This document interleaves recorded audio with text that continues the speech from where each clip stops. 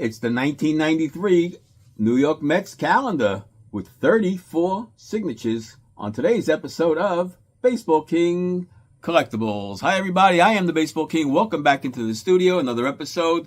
For you newcomers out there, if you don't know, not only do I do baseball autographs and baseball cards, I do celebrities as well. I have thousands of celebrity autographs as well. We featured a lot of them in previous videos. I'll feature them more going forward. But today's episode, it's all about the Mets of 1993. We're going to turn back the calendar, guys. Instead of flipping it to 2025, we're rolling back to 1993. And we're going to take a look at the signatures that I obtained.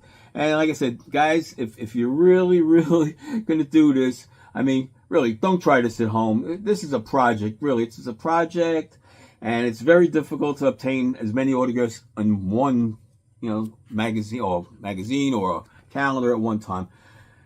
So, warning, professional at work, okay? This is not easy, okay? So we'll start off with the front cover, and there's some big names on this front cover here. You wouldn't believe it. By looking at it, you recognize anybody? Probably not, okay? The top one here is Al Harrison. He was the general manager. He was the assistant general manager, 86 to 90, and after that, he got promoted eventually to general manager. He replaced McIlvaine or Harrison replaced McIlvaine. I'm sorry. No, he replaced McIlvaine. I got it backwards. I had it right the first time. And there's Joe McIlvaine right there. He was the Mets assistant manager also in the 86 team, the big team, of course, to 1990. And then he got promoted to general manager. After Cashin resigned, he took over.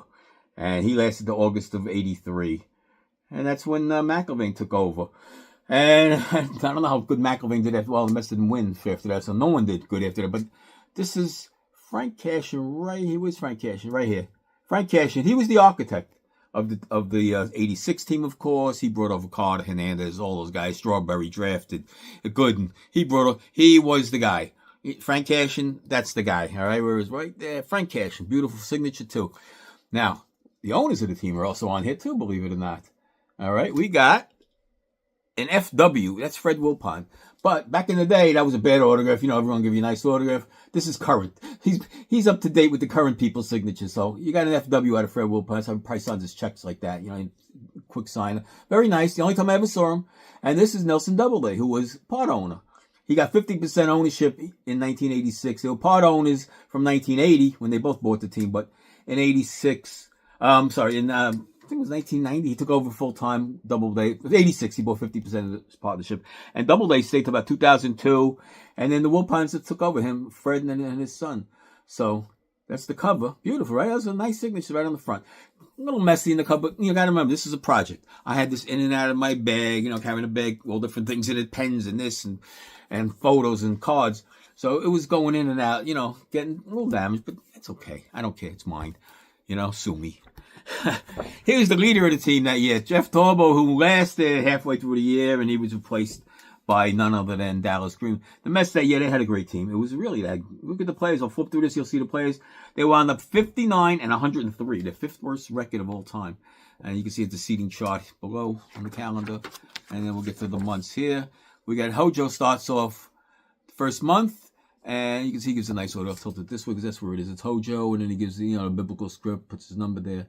Gives a great order. I probably have Hojo's probably like the second or third most autographs I have of any Met player.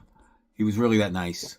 All right, next up we have flip the page and we reveal catches. It's Todd Hundley and Charlie O'Brien. This is before Hundley took over really as a full time. He had his big years upcoming. Charlie O'Brien, story about him. He didn't like to sign baseball cards. I did get him to sign a couple, but he just didn't like to sign baseball cards. I don't know why. What his reasoning was behind it, but photo, no problem. So the Mets catches that year. Next up, we have for the month of May. How did I get to May already? Let's see. Did I miss something here? I want to flip back just a drop. No, that was everybody. Okay, I didn't miss nothing. The month of May is a tricky one here for me. June, I'm sorry. This is a story about how I got this is the one autograph I have in this book that I don't have an autograph of. The whole book is signed. Everything is signed, almost completely signed, even the coaches. The one guy I didn't get, Eddie Murray, of course, the best guy on the team. But not without trying, I'll tell you that. The first time I tried him, he was doing a show at a paid show. It was like $10. It was cheap back then. He was at a batting cage in Long Island. But there was also Brett Saberhagen was doing a show out in a little further out east at a car dealership. So, I wouldn't forget Saberhagen first. Plenty of time to come back and get Murray. I got there. They cut the line off. I said, oh, my God, really? He was still signing, but they cut the line off. That was it. I couldn't get him. I go to Shea Stadium. And a few days later, I see him in the tunnel walking. I go into the tunnel, Shea Stadium. You could just walk into these places. There was nobody around, no security, no nothing. Mr. Murray, can you sign for me, please? Oh, no, thank you. Thank you, Eddie Murray. And then I run into him in a clothing store a couple of years later. I told him the story, and, I didn't have the calendar with me to sign. But we had a laugh over it. I said, come on, next time he's going to... But I never saw him again. So, incomplete. This calendar's incomplete. Only page, it's incomplete. That's it, Eddie Murray.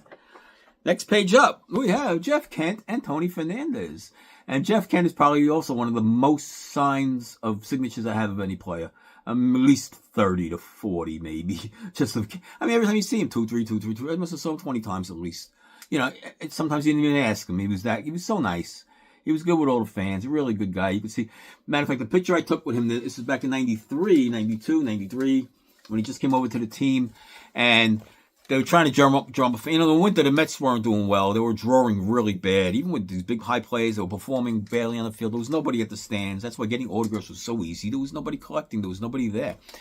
But that winter, the Mets had like a winter caravan with a bunch of players there. A few other guys. I forgot who else was there. Nobody in this calendar. But Kent was there, and he's serving Dunkin' Donuts coffee and donuts. Donuts and coffee to Dunkin' Donuts for whoever wanted. Just came up to him. So there you are. I'm standing next to Jeff Kent. He gave me a donut and a cup of coffee for free, of course. Next up, we have Sid Fernandez. Really a good signer, too. Another really, really good signer. Really good guy, nice guy, good pitcher. And, got him a bunch of times. The Mets I got a bunch of times. Obviously, that was 15 minutes from the Shea Stadium I live, so it was really convenient for me. Two more from that team. Vince Coleman and Ryan Thompson. Now, Vince Coleman, we all know what he did with the Mets. He had problems. Major problems. Ryan Thompson was a major prospect. I think he came over in the Kent deal. Was that David Cohn they shipped out? I don't even remember. But yeah, now here's the page. I got coaches on this page here. Look at that one. We got all the coaches here. Except for Barry Foote. What happened to Barry Foote? But who do you got here? I can't see backwards, so really. Stottlemyre, Mike Cubbage, Dave LaRoche, and John Stevenson. And of course, John Stevenson. Everybody knows John Stevenson. One thing he's famous for, the one thing he did, he made the last out in Jim Bunning's perfect game. There you go. He's famous for something. All right. Well, he's more famous than me and you, right? All right. In the middle here was just the how Shea Stadium started, the history and all that, from the beginning, And next page up, we have a team photo, and I have a bunch of signatures on there. These are the guys who aren't in the calendar. You get a bunch more signed from those guys. And who do I got in there? I got Mauro Gazzo. Where is he? Up there somewhere. Up there on top. Mauro Gazzo. Dave Tailgater. Oh, geez. I can't even remember half of these. Eric Hillman's on top there. Bobby Jones on the bottom. Wayne Housey. And Tito Navarro. The bottom was. So, these just, you got to get them. They're on the picture. That's what I'm saying. This is hard. Not easy. This didn't take me one day, I'll tell you that. Here's the Saberhagen that I got on that day that I mentioned earlier in the video. I got the nice Saberhagen, a bunch of cards that day. Whatever you threw in front of him the day at the car dealership, there was no one there. He signed as much as you wanted. And he was really nice with the signatures with the fans. So credit to Saberhagen for that. And Mr. November is a couple of bullpen guys. It's Anthony Young and Jeff Innes. And they were a couple of key guys. Anthony Young had the record. I don't know if he still does. Most consecutive losses in a row. It's not a record you really want, so hopefully somebody broke it. But you got to be in the record book for something. Hey, at least he's in the record books. Again, I'm not. Next up, we got Bobby Bo. That's a good autograph for him. It's a lot of loopy stuff for him he gives you. But for Bobby Bo, that's a pretty good autograph. He's still getting paid by the Mets. So, he's still making that big bucks, $1 million a year every July 1st, June 1st, something like that. His contract for another 10 years or something. Craziest contract in the world. But I give him credit for pulling that one off, right? He had a good career, Bobby. He did. Next page up, it's a couple more bullpen guys. Mike Maddox and Pete Sherk. Pete Sherk was actually in the starting rotation. Mike Maddox was a bullpen guy. He's still around. I mean, Mike Maddox is he puts the arm on the shoulder every time he comes out to visit the mound. Right there. The hand goes right there. He still does that. It drives me nuts. But he drives everybody nuts, but that's what he does. Okay. Next page. Oh, it's the Doctor is in, of course. It's Doc Gooden. Again, one of my all-time favorites, and I have probably just more autographs of Gooden than anybody else. Maybe he could be my number one. He's right up there with Kent and Hojo as my number one autograph. All right, let's get to next page. It is John Franco, the Brooklyn boy. And there you see John Franco, me and Franco, a couple of Brooklyn boys just schmoozing about the old days in Brooklyn. You know, we went to we know people in common and stuff like that. So it was interesting talking to him a few times. I'd met him a bunch of times anyway. So, and that was the end of the calendar, right? What do we got on the back? Oh, it's icy Coca-Cola. And there you have it, guys. Like I said, not easy. This is very difficult. If you want to do something like this, it's hard. Prepare not to get it all signed. And like I said, I got everybody but Murray, so pretty good, right? I did very well on that one. But that Met team was just a bomb-out team. Big names. You see all the names, right? Big name players. How did they finish 5,903? Go figure that one. The general manager gets fired. The manager gets fired. And it was just a mess. It really was. Till it got straightened out. Bobby V came in a couple of years, about 4 or 5 years later, and things started to turn around for the Mets in the late 1990s. And there you have it, guys. Another episode of Baseball King Collectibles in the books. Come back, subscribe, like, hit the bell, do all that stuff for me, please. Helps the YouTube algorithm. It really does. So, see you soon on Baseball King Collectibles.